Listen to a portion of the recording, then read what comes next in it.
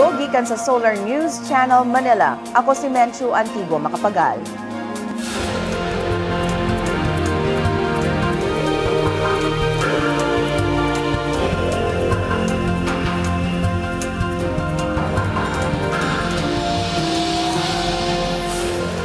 Ani ang mga balita alang sa Kabisayan ug Mindanao. Gihulat na sa BIR ang mga dokumento gikan sa US Internal Revenue Service aron mapamatud ang walay basihan ang tax evasion case batok kang Manny Pacquiao. Mitabang ang PNP sa 59 ka pulis sa Sugbo nga grabing naigo sa bagyong Yolanda. Misaka na sa 5,500 ka tawo ang namatay tungod sa bagyong Yolanda. Og nanawagan og hinabang nga mga construction materials ang mga sundalo kinsa mitabang sa reconstruction efforts sa Leyte. Aniya na ang front pages sa mga pamantalaan sa Sugbo. Sa Sunstar Cebu, mohatag ang Department of Health og 500 million pesos alang sa katukuran sa bagong Cebu City Medical Center. Sa Sunstar Super Balita, dili maka-withdraw sa iyang kwarta si Manny Pacquiao tungod sa garnishment order sa BIR. Og sa Cebu Daily News, gimanduan sa Visayas Ombudsman Pelagio Apostol ang Cebu City Government nga sundon ang balaod bahin sa public solicitations.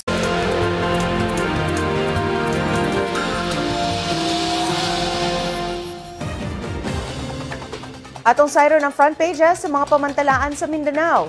Sa Bandera Mindanao, headline sab ang pag-freeze sa assets ni Manny Pacquiao tungod sa garnishment warrant sa BIR. Sa Mindanao Daily Northern Mindanao, gisikop ang giingong peke nga United Nations representative sa Cagayan de Oro City. Sa Mindanao Daily Western Mindanao, gitakda karong Disyembre 2 ang usa ka Memorial Day alang sa mga biktima sa kagubot sa Zamboanga City.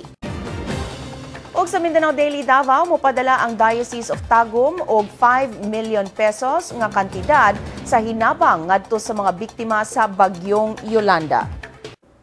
Gitaho ang laing pagdagit og sakop sa pamilyang negosyante dito sa Zamboanga del Sur. Si Jongka John sa detalye. Jong? Mencho, gitaho nga gidagit ang anak nga lalaki sa usa ka inilang negosyante sa lungsod sa Labangan, Zamboanga del Sur. Gitaho sa negosyanteng si Bonifacio Corpus ang pagkawala sa iyang anak nga si Edmond Estela o Estepa Corpus sukad niya itong Lunes. Ang batanong Corpus 31 anyos, nanimuyo sa Barangay Dalapang sa lungsod sa Labangan. Nakadawat sa ganyang buntag og tawag ang pamilya sa biktima gikan sa nagpailang kidnapper kinsa mingon nga gikan sa Cotabato City. Apan wala pa gipangayo nga kantidad ang mga kidnappers. Naghimo pa karon og follow-up investigation ang kapulisan sa labot niini. Mincho?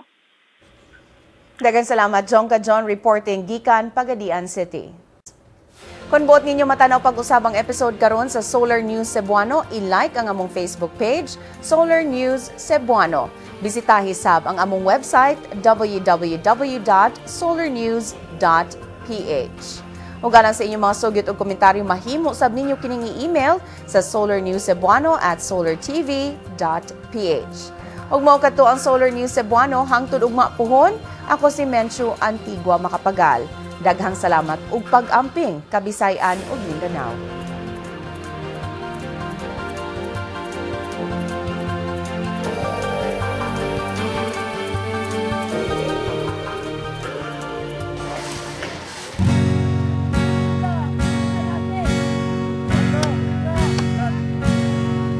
Mga luha sa yutang samaran,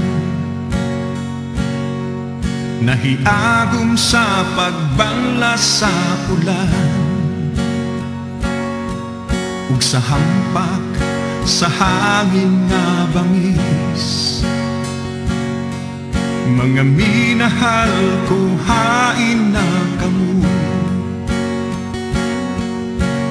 dili na mamalik ang tanan. Binasulay angay nga likayan, huktan ang kaligon sa dughan, ug lantaw sa unahan kay may paglaom man.